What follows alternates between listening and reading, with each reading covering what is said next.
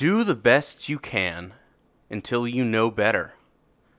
Then when you know better, do better. Maya Angelou.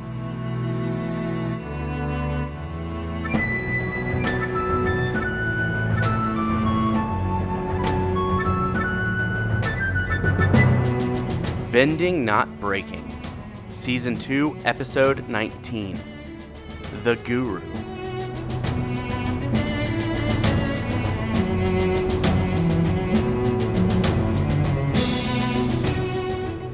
And we're back for another episode of Bending Not Breaking. What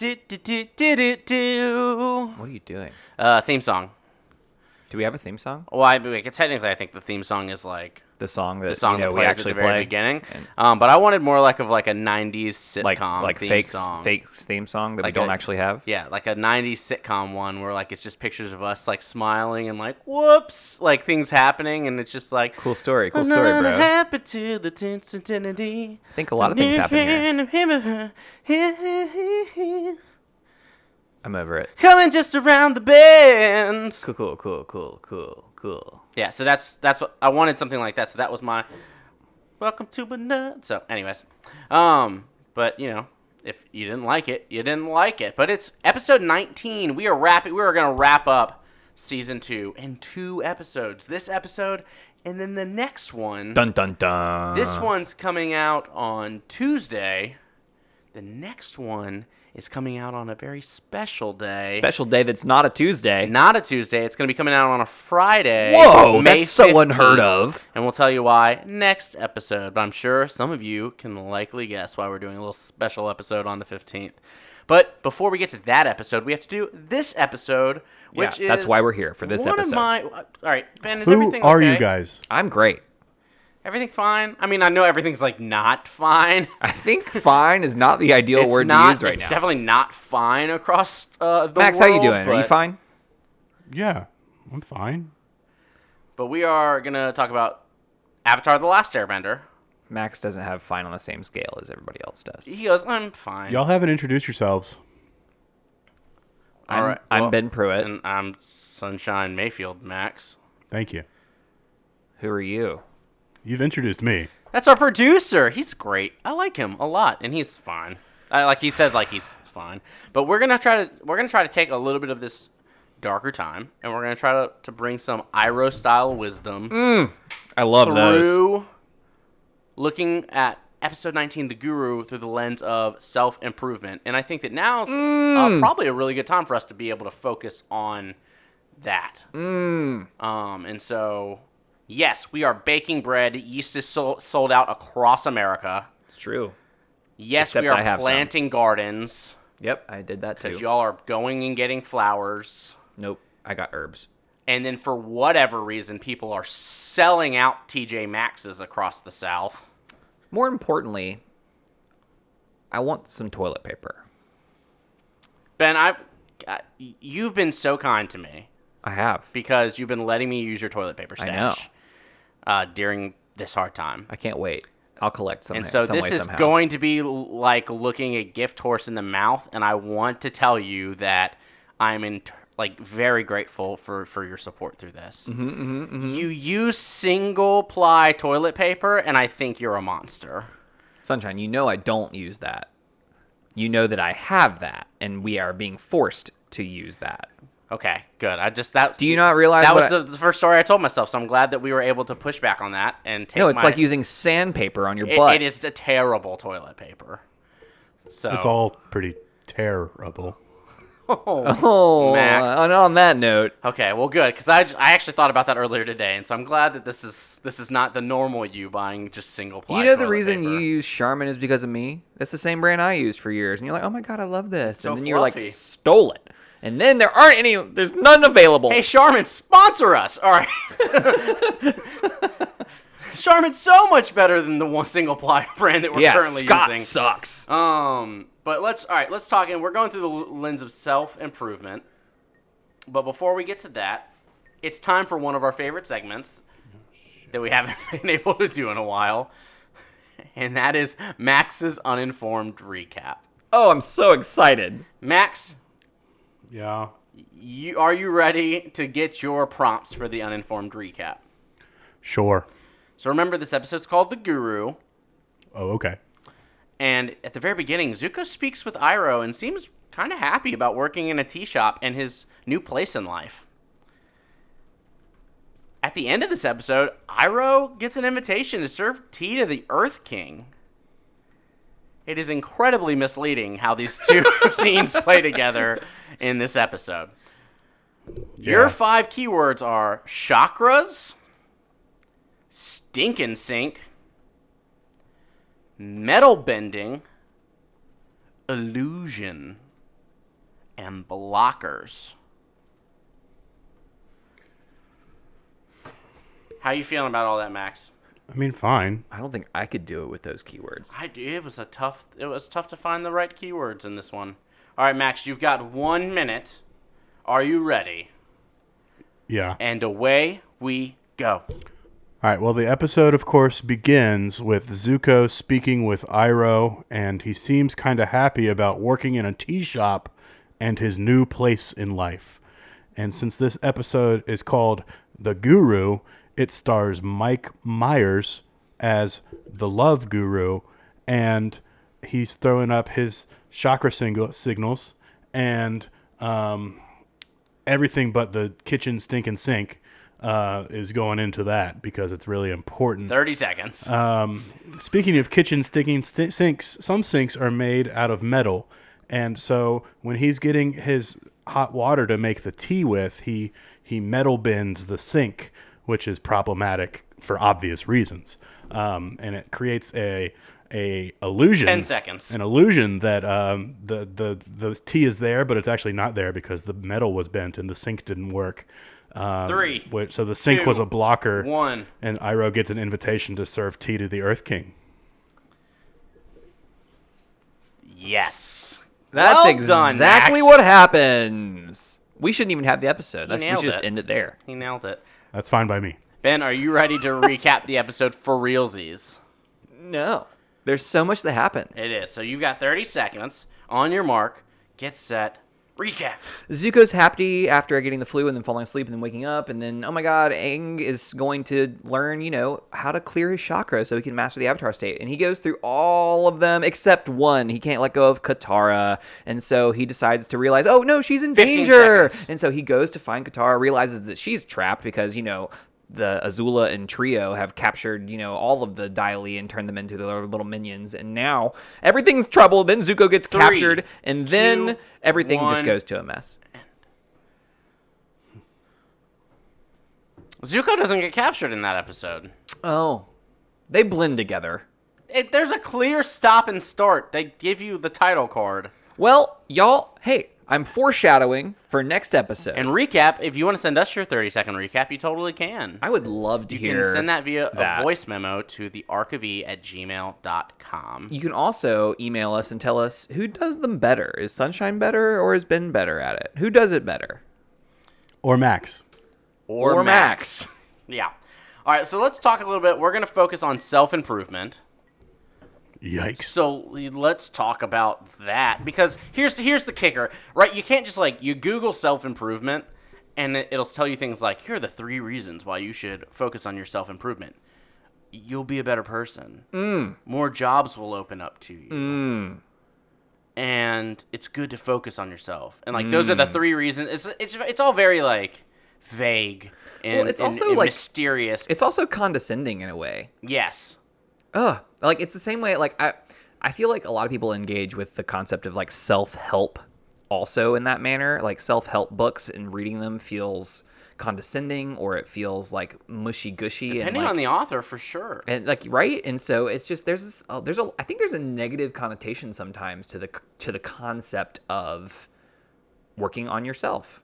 Well, one of the things I'm proud about in you, I see it a lot, and then I try to emulate it, is the more you know, the more you realize you don't know. That is so true. And so if anyone is selling you anything that's kind of like, I've got the recipe, I've got the answers, and I know all of these things, and when you do these things, you'll be done, is is Utter- just trying to make utter a dollar. crap. Like, it Yeah. is not true. Some of the most influential people, and I think some of the best writers and some of the best people to listen to on the topic of self-improvement are all authors that kind of sit there and say, hey, I did the research, and this is what I found out, and I realized that, like, I still am consistently working on this every single day. You know, this reminds me of an episode on my other podcast, the Vespers Project.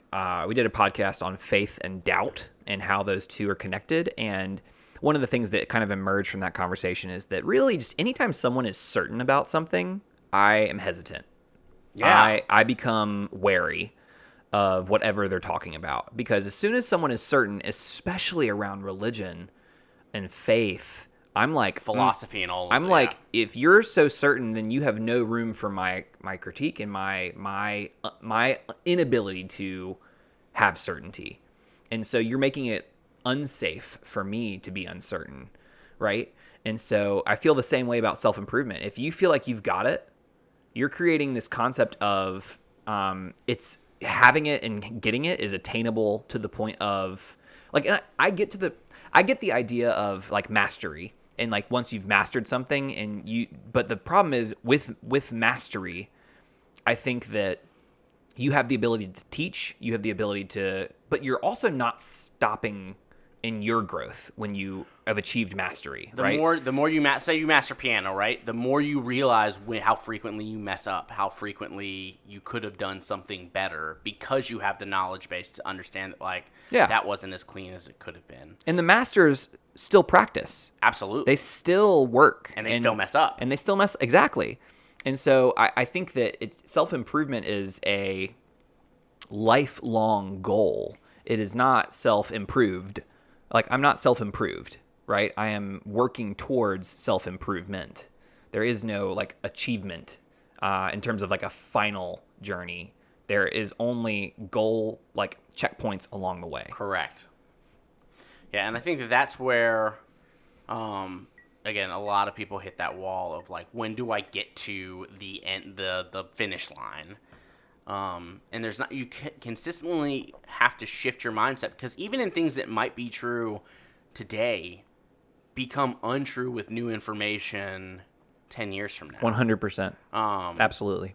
And so things that, like, when I think of the way that I coach and teach kids, things that I thought worked and maybe did work 10 years ago and were great tools are no longer the norm or no longer the best way. And so for me to sit there and say they are and be adamant about that is not only doing a disservice to myself, but doing a disservice to the people I'm serving. So can I connect that to a moment in the episode? Sure. So that specifically ties to something that I wrote down about Aang's chakra journey. And so Aang, at his last moment, is trying to let go of Katara and his attachment, right? His earthly attachment. And he's attached to Katara. And he says, why on earth would I want to not be in love with Katara and let her go? 3 chakras ago, that was something that I wanted. And that's exactly illustrating your point. So if we're on a journey, sometimes we will find a tool that serves us in our current state. But as you continue to grow and learn, you're going to realize that tool is no longer helpful, and you need to be able to let that go in order to grow.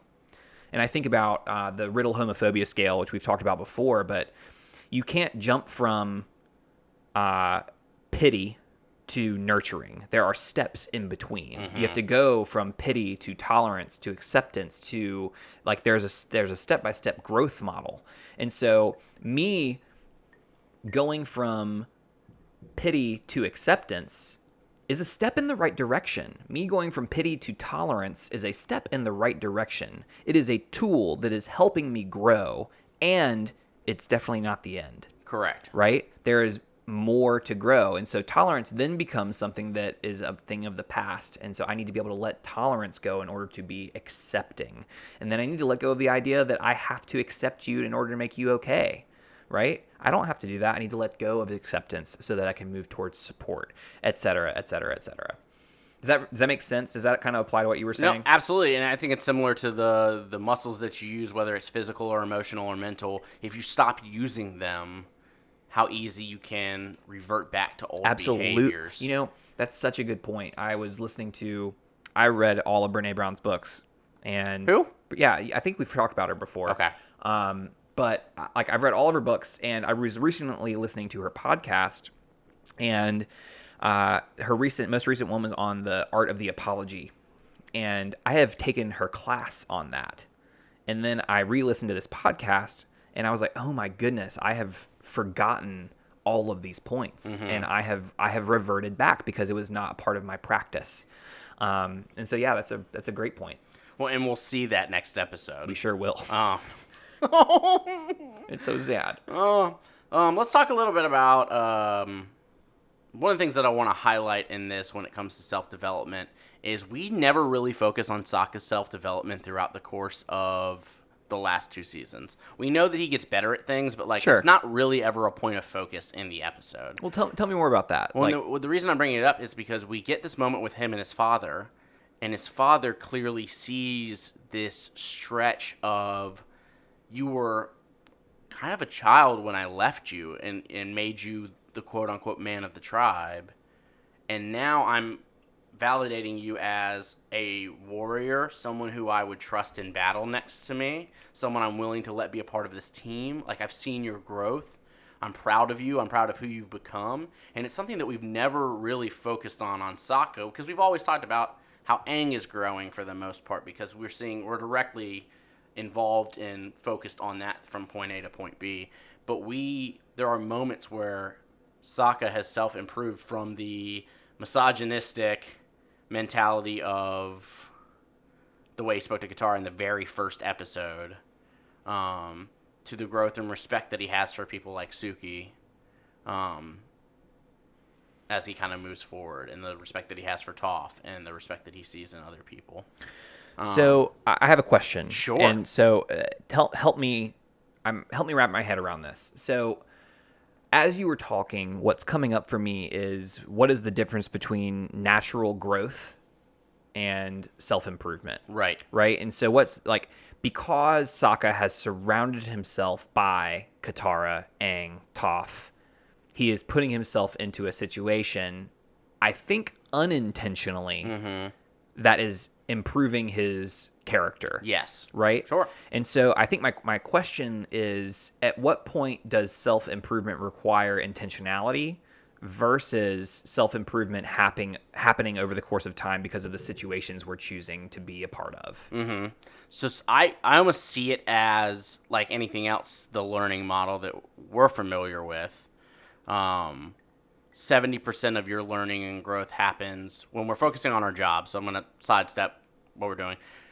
There's a learning model out there. I do not know who made it. I do not know where it comes from, but it's one that's heavily used in my profession, where it's kind of like 70% of what you're learning and growing throughout your work is on the job. You're learning through experience and what you're doing. 20% of it is through like formal coaching and feedback, and then 10% of it is through like determined, I'm going to take this class, I'm going to read this book, I'm going to Formal training.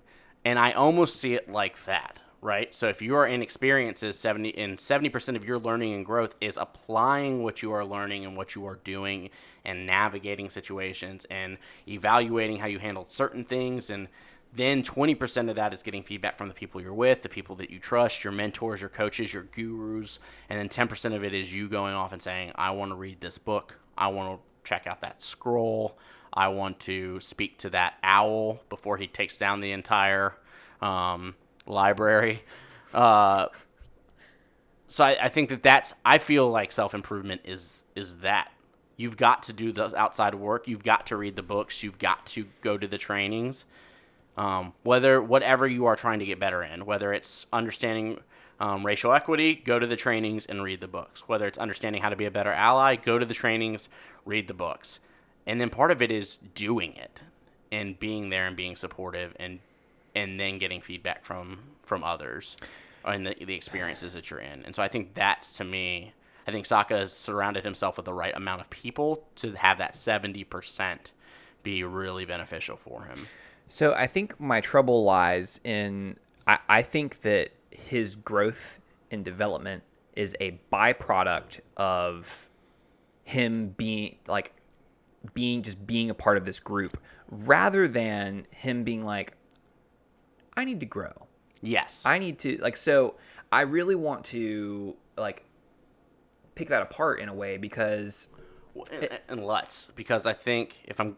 Continue, sorry. Well, I think that I think intentionality is required in order for it to be considered self-improvement. I think you need to be, I think we're... Aware. I think awareness is the key, right? I think we have to be aware of where in which we want to improve. And I think we're, like, that's not necessarily true for us to improve, but then who's to make that judgment on improvement, right? Yeah. What is improvement at that point, and what is just change? And does that make sense? Yes, it does. Because I wonder, the way I see that is when someone is so bogged down in the whirlwind of what they are doing on such a day-to-day basis, they don't feel like they've got the time or the energy or the output capacity to go to a training or to read a book or to spend intentional time to focus on things because they've got all these things to do. And I wonder if Sokka feels kind of in that. And so it does not allow the ram inside of his head to be able to have that space to say, you need to focus and get better on this. And I don't know how often you get people telling him, like, you need to focus and get better on this. Well, he doesn't have the coach, and he Right. doesn't have the formal training. I think this is purely, I think you're right. It's the 70% of him is just, it's experience. But it's more 100% with Sokka is what you're arguing. I'm arguing that it's 100%. Well, maybe right? like 90 and then like 10% like coaching from his peers and I friends. think him being yelled at by Katara is not like... No, but I think he got It's coaching. feedback. He got coaching from Suki. He did. That's true. But that's really about it, right? Maybe he learned a little bit from the old man that he went fishing with in the first season. Probably not a lot, but I think so. That's, I guess, to me, there was a really cool moment to see Sokka's dad, because similar to Acknowledge the Zuko, growth, he right? wants Yeah. to be loved. Yes. Like, as people, isn't that what we're going for? Is to be loved, and to find connections with other individuals and to feel accepted. And that's a moment where it happens with Sokka right then, and it's partially because of the work and experiences he's done by being a part of the group. Maybe not intentionally, but I think it does show you that when you've got the right people around you, how much that can really uplift you. So I think that's the takeaway is when we are in, like, I think the universe is conspiring to help us grow towards more love, right? And what I mean by Gives that you the opportunities for sure. is, and I think that what we see is Sokka growing towards love, and his ability to, his growth and development is helping him grow and be better as whatever, because of the judgment that we are placing on his growth, right? This is our perception of growth, right? Right. And our perception of improvement. And so I just want to say that we will grow in whichever experiences we're a part of, right? I think that we are naturally growing literally and mentally. We are always improving our minds and growing. And at the same time, if you think about the model of 70-20-10, you are going to be able to grow more effectively with awareness, with coaching, and with training. Yes. And a willingness to be coached and trained. Yes. Which is massively important when it comes to self-development. The ability to have someone give you feedback and not take it as... Well, and we see Aang, like, he is so humble. He's so humble in this episode. Well, and because of that, how quickly does he move through these chakras? Much faster than we on the outside would ever go through this. Like the moments where he's like, let go of fear, and he's like, and all right, cool. Yeah. If only it were that easy. Fear is let go. Okay, cool. I'm just gonna let go of it. Yeah. Which I have, like, there's pushback. I have a little bit of pushback to that because I think fear is a natural emotion that's there for safety and it's there to be there. I think so is grief. Right? I think so. Like, and so to let go of it completely, I struggle with, but I think that you don't use it as a way to inhibit you or as a blocker, but as something to acknowledge and almost move to the side versus. Well, and I think that's what, like, I agree 100%. But and I think it's the same thing with our grief, which is something that he has to let go. And I think these are emotions that are natural and biological because they're it's our body's response to the world and the experiences the world has presented us. Well, it's funny because guilt and shame are both blockers at certain points. Yep. And I would argue that like guilt can be a very positive thing in navigating your own conscience. 100%. Shame is not. Correct. So I agree. Guilt, I think, can be a useful tool. If you feel guilty, that is I did something wrong. It doesn't mean I am wrong. It doesn't mean I am bad, but it means that I did something that I don't agree with. I don't think that aligns with my values, and I kind of feel guilt about that. And I think that's okay. What is so cool about this scale is the first thing they start with is fear, then guilt, then shame, right? And so I think in order to get to the point where we are prepared to work through our shame, we first have to work through our guilt. Right? Yes. Because if we aren't, we almost have to accept it. So it's part of the point of you have to do this work in order to do this work. Like you can't get away from doing it. And so There's no jumping to the light chakra. There like, is you no have like to okay, start I'm just with going to the give first all one. my earthly attachments now. That you have to start at the bottom. And I think that's what's so intriguing about this is that having to let go of your guilt before your shame, I think, is real. Because I think that in order to do that, you have to be mentally aware enough to understand the difference between them, right? So I hear what you're saying, and I think it's interesting that they choose guilt then shame. Yeah, and I think as we're talking on the chakra, so I love this episode, and it's because of all this conversation around this, right? The more we talk about these words and the more that we utilize them, the more we become familiar and the more we're willing to tackle them. There's less of a stigma around it if we're living it. It's right. It's like saying the word. It's saying Voldemort's name, right? Fear of a name only comes from fear of self. It same works with guilt and shame and grief. If we are unwilling to talk about them, they will have a hold. More than that, if you're unwilling to name it, if you don't even know what you're experiencing because how are you going to deal with it? How are you going to deal with it? Like being able to name our emotions and name what we're experiencing and feeling is an integral piece of any sort of emotional intelligence growth. When I think as we're looking at it through the lens of self-improvement, if you are working to serve others and working to be supportive of others, but you have not worked on fear, guilt, shame, your interactions with other people will be inhibited by that, and you will not be able to serve them to the best of your ability in a way that's meaningful if you haven't done the work on these. Yep. The leaders that I know that have done the work on these end up being much better leaders. They're more self-aware. They have more empathy. They're able to maneuver their own leadership style to best meet the people that they are serving because they've done the work on these things. Yeah. If they haven't, if they're not as self-aware, leaders that get defensive. Think about that boss that like you tried to give feedback to, and they just went on the flip. Shut down, and attacked you back. And how absolutely shredded that line of trust became because of that moment. And you never went and talked to them ever again. Like, I've had those moments. I've been on the leadership side of those moments. But when you do this work, when you work through, honestly, when you kind of go through these chakras, you are a better leader and able to navigate that and continue to build that trust. Yeah. And so as we're talking about self-improvement outside of the world of Avatar, this is kind of a great map to start with. So like find books on fear and learn about it and talk about it and learn how that manifests itself in your own life. Talk about guilt with other people, things that have made you feel guilty. Why did you feel guilty about those? What's that feeling? And then we've got there's an author who's got books on shame. Yeah, I think Brown, is it? Brene Brown? Max, you ever read those? Bits and pieces.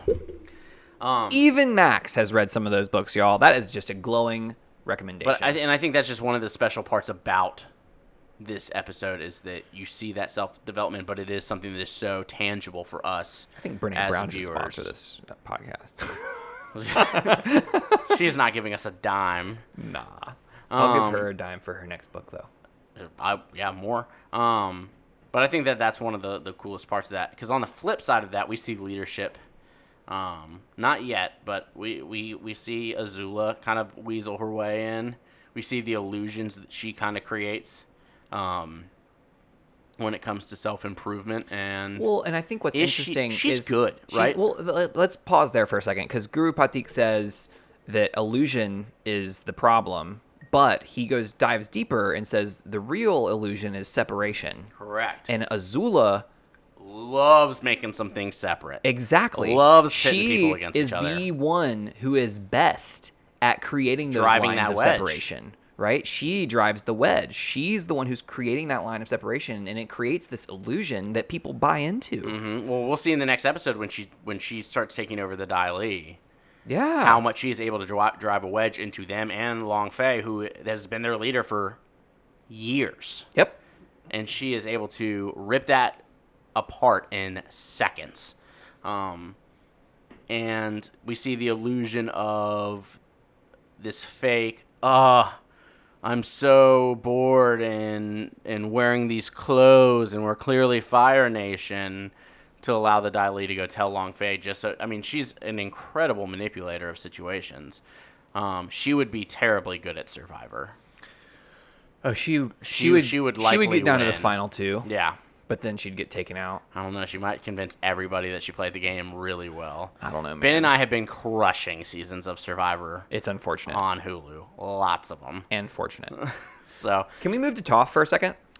yeah, let's talk about self-improvement with Toph. Because Yeah. that girl figured something out that we have not seen in the world of Avatar. Yeah, but so it's interesting because in the episode The Earth King, I went back and did some research. We see the Dai Li manipulating what look like chains, and then we see it again in this episode and the next episode. Correct. And it looks like they're metal bending. So you think like they're metal benders. So I did some research, and Love a little research. I was diving into the depths of Reddit, and just to try and figure it out. And are the Dai Li metal bending? And the answer, according to one Redditor, was that this was covered on some sort of deep dive into Atla.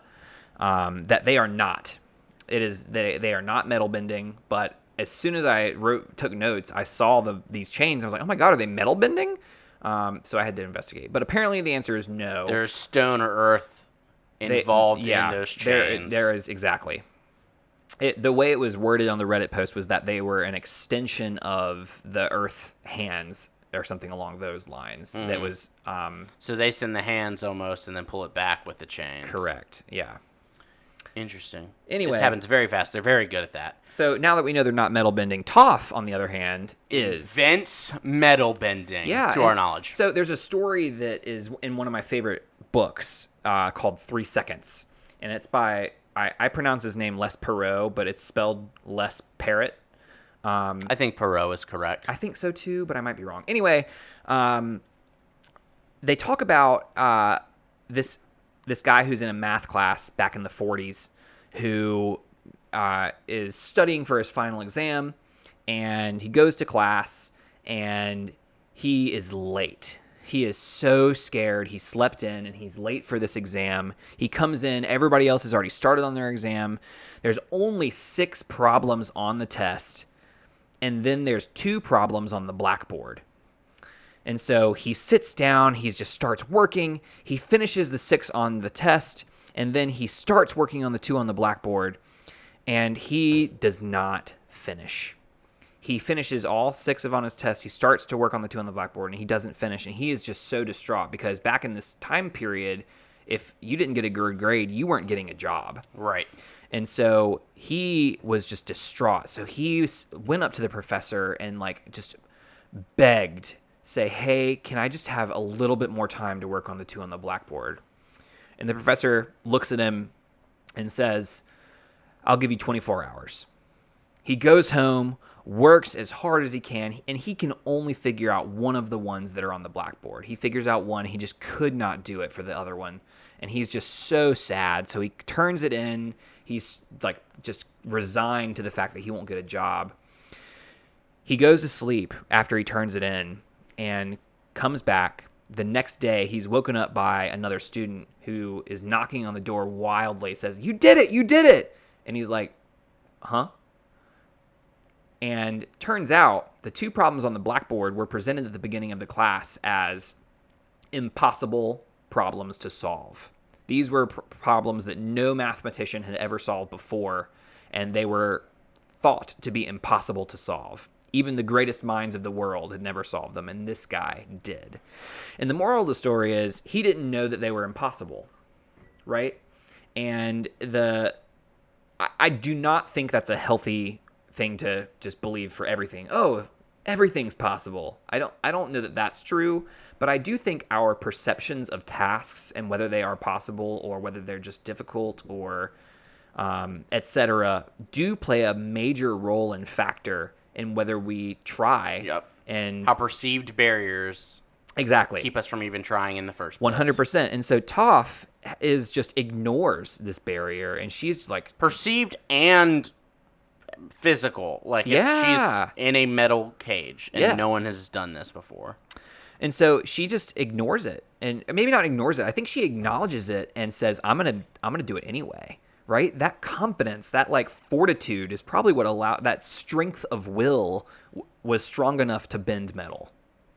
And so I just think it's fascinating to think about how that kind of developed in her. Well, I think it's because of what others would consider a handicap and what we kind of see as a disadvantage. But because of that, it has trained her to see with and see differently, her hands and her feet, period. and see differently. And because of that, she was able to notice the minerals that were inside of the metal, which was incredible. And I love that moment. I love the first moment awesome. she hits it and it moves. I am the greatest earthbender in the world. I love everything about that scene, and I love how she traps them in it. I'm pretty sure they die, right? Do we ever see them again? I think they die in that metal. My headcanon is that that's dead. On a well-traveled road. Murdered them. Nah, I'm just saying out of self-defense, but like, I don't think she did that. I think they're dead. I don't. He had the key on him, so they could not open that. I think earthbending can open that metal. I think you can manipulate earth in a way to use leverage, to use your tools to open and drive a wedge and open that casket.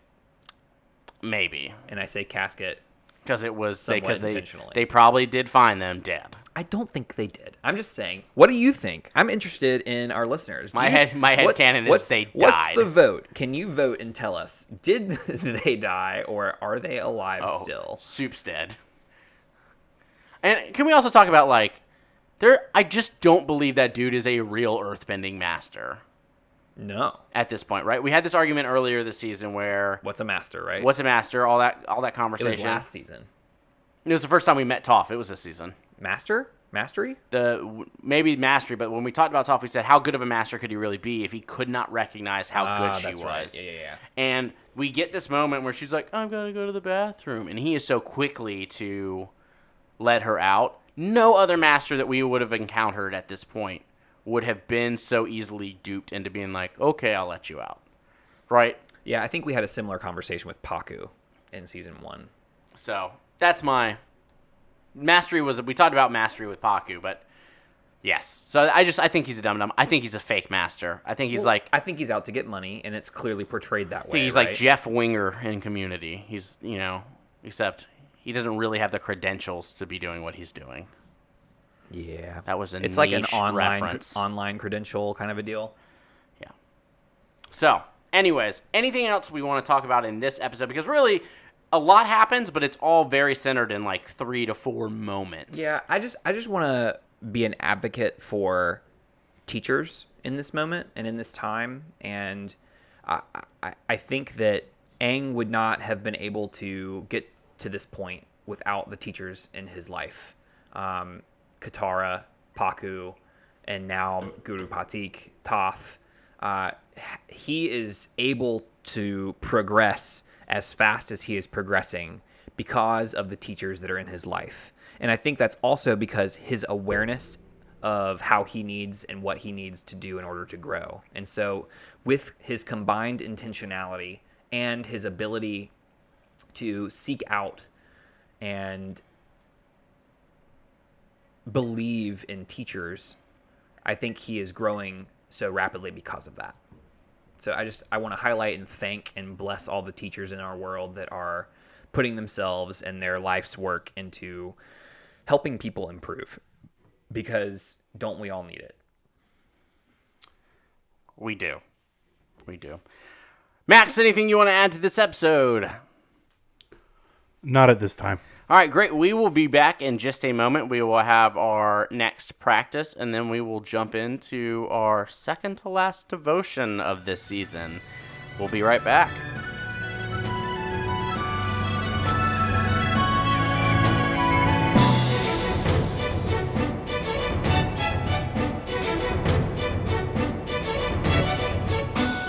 And we're back for this new segment we're going to try. We're going to try a new segment. I'm going to explain it, and I want you to help us create a Avatar-themed name for this segment. We're, again, adapting a practice that I have lovingly enjoyed hearing on another podcast, Harry Potter and the Sacred Text. And that's where Lectio Divina, it's essentially where we're going to pick a random line in the episode. And what we're going to do is we're going to analyze it on 4 different levels. And what the beauty of this is that no matter what line we pick, there's always something really cool that happens in the conversation. So Sunshine picked a random line in the episode. And what we're going to do is we're going to analyze it on 4 levels. The first level, well, I'll just explain it as we go. So first things first, let's hear what the line is. Yes. And then we'll go through step by step. Mm-hmm. Now think of your attachments and let them go. Let the pure cosmic energy flow. All right. One more time. Now think of your attachments and let them go. Let the pure cosmic energy flow. Okay. So step 1 is what is literally happening in the text right now? What is literally happening in the show? And so you pick the line. What's literally happening right now? Guru Patik is giving Aang instructions on how to open his next chakra by telling him to let his attachments go, his last chakra. So this is the last one, This is the last one. He's wanting him to let go of his attachment so the pure cosmic energy of the Avatar state can flow into him and he can change it at will. Yeah, and so he's going through this process so that he can master the Avatar state. That's Yes. the ultimate goal, Yep, right? that's literally what is happening. Okay. Well, we nailed that one. I love this. I'm good at it. So step 1 is what is literally happening. Nailed it. And then step 2, we're at step 2 already. Mm-hmm. Step 2 is what does this line remind you of in the rest of the series? And so what words speak out to you that you hear in the rest of the series? What lines, what part of it, what does it remind you of in the rest of the series? So before you get started, can you remind us what the line is for our listeners? Yes, the line is, now think of your attachments and let them go. Let the pure cosmic energy flow. All right. I think in the whole series, this reminds me of the sacrifices that people have made for the good of others. So Okay. Katara and Sokka Yeah. sacrificing, journeying with their family or being there with their family so they can help the Avatar to hopefully help him. Toph sacrificing a life at home, Yeah. of shelter and security to be able to support and become the version she needs to be to best support Aang. I think of the refugees that have to make sacrifices for their survival.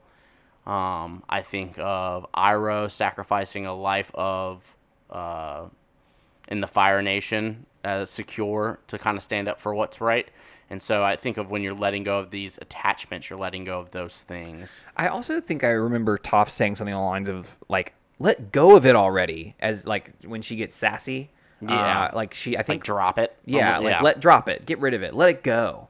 And what also came up while you were talking was, like, speaking of, like, letting the energy flow, I think bending is all about energy as well, right? And it's all about letting our energy flow through our body. And Iroh talks about this especially when talking about lightning bending, Mm-hmm. right? You don't want the lightning to stop anywhere. You want it to Flow through your through body. you and redirect it. Yeah, and you want to redirect it around, not through your heart, right? You want to redirect it through your body and through your stomach, but not like, so there's a lot of, like, redirection of energy, right? Mm-hmm. Yeah, what else? I think it just brings up to the moment every time he's gone into the Avatar state and how out of control that's been. And we've always talked about that as being so overwhelmed by the emotions, likely the four other, like the other Yeah. 5 blockers that he's feeling to open those chakras, are likely the reason that avatar state has been so unstable. When he first sees Monkey Atso, when he accidentally, is trying to save Katara and goes into that state. I think those are all he's feeling guilt or shame or fear in those moments, and I think that almost represents that. So to master that, you have to master all of those. It also reminds me of like Tui and La, just that push and pull, right? There's that balance. So just this whole idea of balance and being able to let go of things, because when we are holding on to it, it means we're literally holding on to it means we're like bearing the weight of. And so if you're able to let go of that, you're able to balance with yourself in a way. And so just the balance of Tui and La and the spirit world and the physical world also comes to mind when we think about that. Mm-hmm. How do you feel? Anything else that's reminding us in this series about this line? Can you read it for us one more time? Absolutely. Now think of your attachments and let them go. Let the pure cosmic energy flow.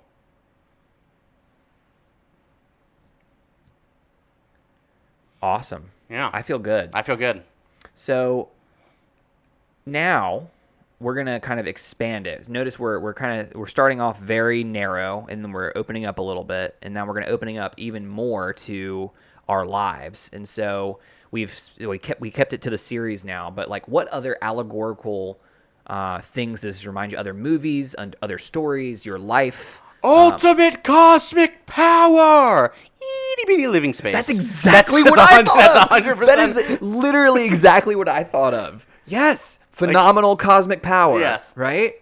Yeah. Itty bitty living space. Well, and I think what's so fascinating about that is like when they trap Jafar by giving him phenomenal cosmic power, it's a trap, right? Yes. And so when he achieves that, he is then, I think, Because he hasn't mastered all of those things. because he hasn't mastered all of these things. He That's becomes exactly trapped. what came Yeah. up for me. And yes. So that's 100% what I thought of. How cool is that?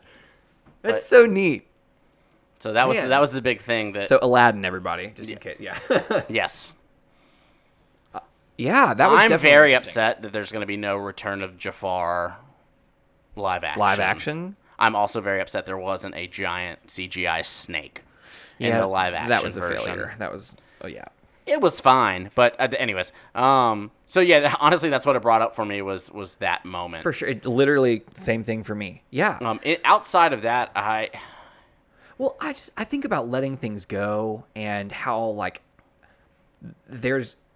letting things go is interesting because one of the blockers is grief. Mm-hmm. And when I have to let things go, I experience grief. So when I'm losing something that I love, when I'm losing something that I care about and I'm letting it go, like, there's the phrase, it reminds me of, like, if you love somebody, you have to be able to let them go. yes. Right? And there's grief in loss, and I think it's natural, and I think it's okay. And I think it's love. And I think, yes. and I think it's funny because that's what grief is supposed to be blocking. Yeah. And it's saying that, like, when you grieve for these people, their love isn't gone. But I feel that grief is, if you don't have grief, it means that the love wasn't there to begin with. I don't know if that's ultimately, like, I don't think that's universal, but I think in moments where I appreciate grief because it means there was so much love there to begin with.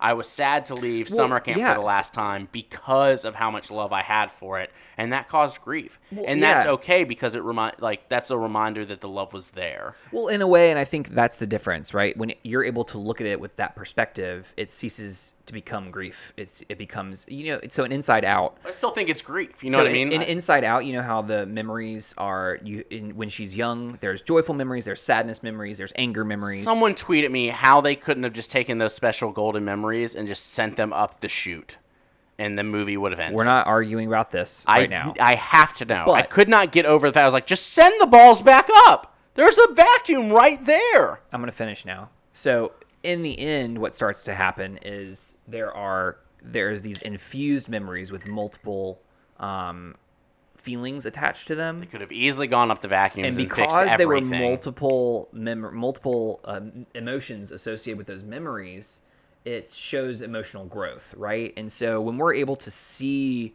those memories that were once joyful and see them as now they're tinged with also they're sad, but then you create something that is both. It's both grief and joy, because you can't disconnect them, right? And so I think seeing the connection between that is really important in terms of growth, right? Absolutely. So I just think it's interesting how letting go can be both really hard and also really positive at the same time. Yeah, absolutely. That's 3 of the steps? Yeah. We're crushing this. Are there other allegorical things this reminds you of? No, Aladdin and Summer Camp. That's all I got.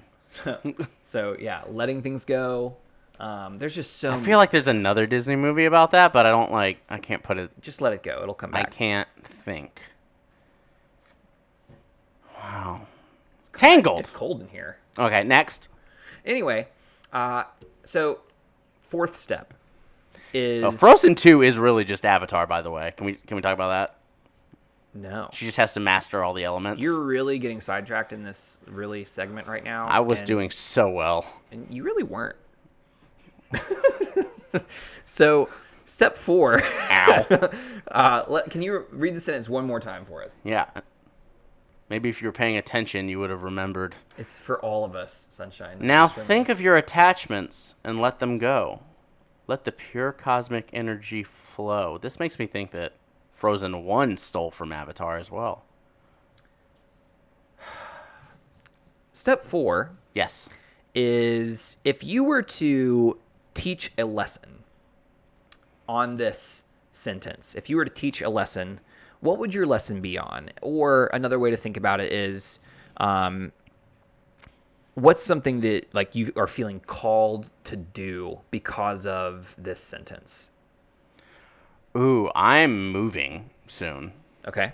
and if I feel called to not take all the things with me. I feel called to kind of donate what I don't use. Make sure, like, that's kind of what it hits home for me. Like, all the things I've been saving, I was like, I'll fit back into those shorts someday. But, like, I'm not wearing them. They're I kind of think of that. But if I had to teach a lesson on this, I think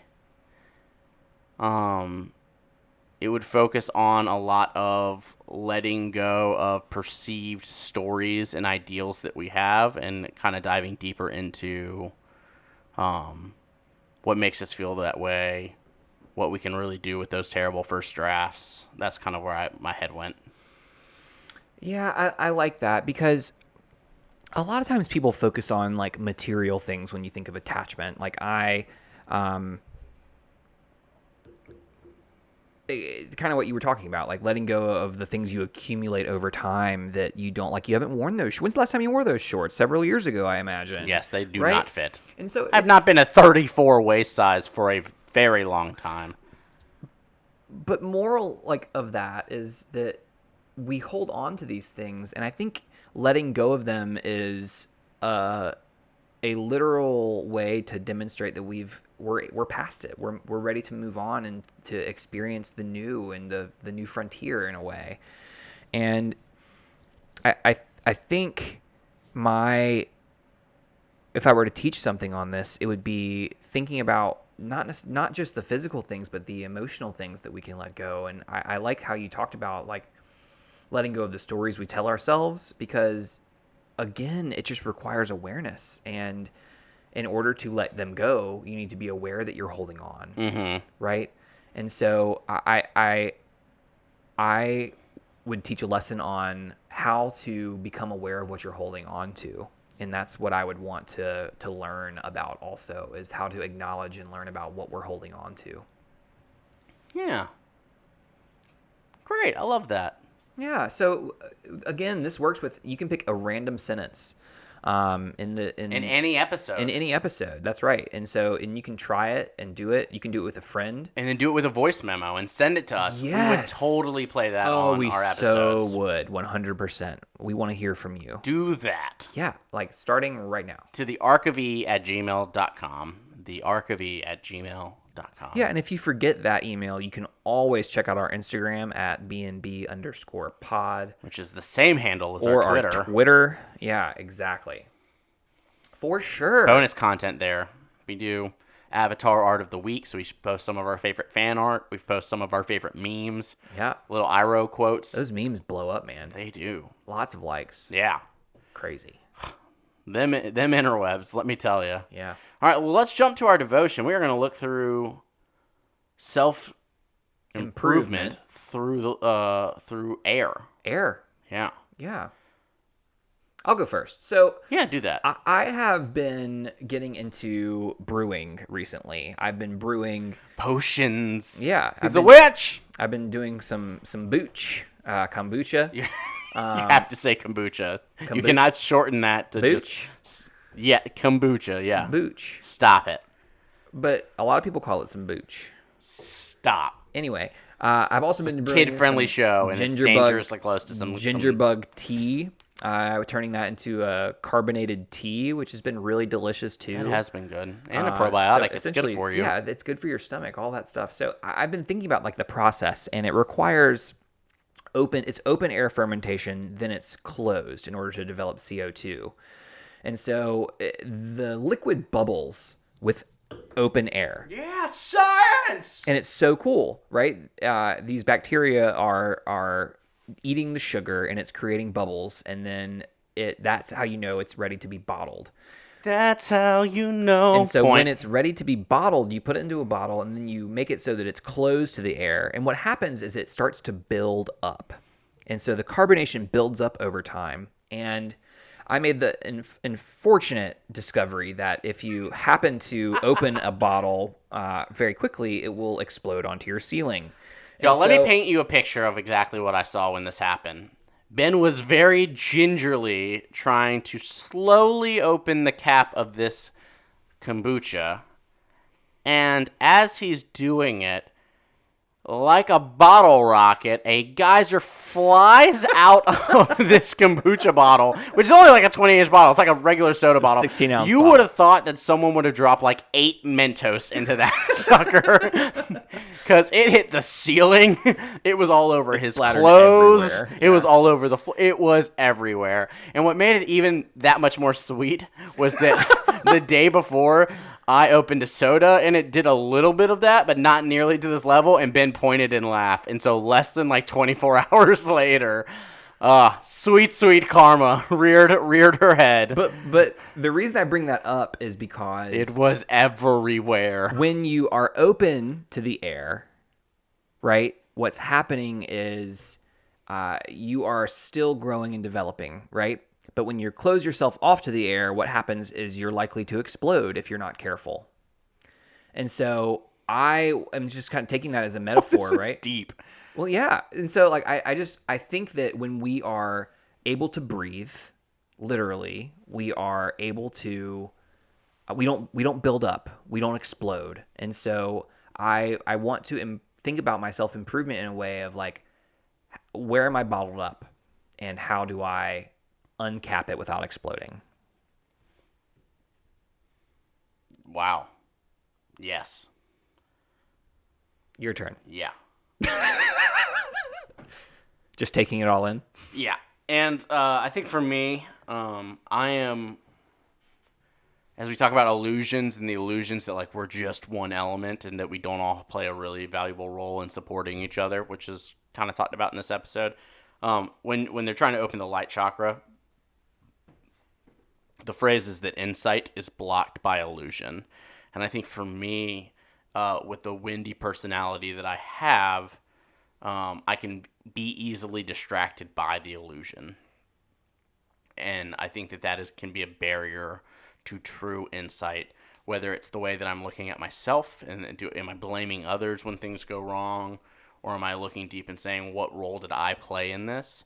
and trying to make sure that those illusions don't distract me from the real content that is able to help me become a better person. And so I think this week I'm going to focus on really diving into that self-awareness and not being distracted by the illusions around me that could be inhibiting the insight that could be very valuable to me as I learn and continue to grow to try to be the best leader I can be. And so that's kind of what spoke to me this episode. Self-awareness, man. It's a thing, super cool, and it's hard. And I think that's to go full circle back to the beginning of our conversation. There was no I am self-aware. Like, it is, the more self-aware you become of behaviors, the more you then start to dive in and go, when do I do this? Because it's not just in this moment that I exhibit behavior A. Yep. When do I do that, and how does that negatively or positively impact other situations and other ways? Like, when I do that behavior when I'm feeling X or Y or Z, how does that navigate? And so the more you learn, you continue to open up more potential for further learning, and we have to be willing to dive into that. And so I think that's where I go with this. I love it. Yeah. Max, anything you want to add to this penultimate episode of season 2? Isn't this? There's one more episode after this one. Yeah. So the penultimate. Yeah, there's one more. That's Yes. what the word means. There's one more episode still. Correct. So this isn't penultimate. All right, That's so we're exactly gonna move what it is, on. Max. Max There's is one more. done. Max is trolling.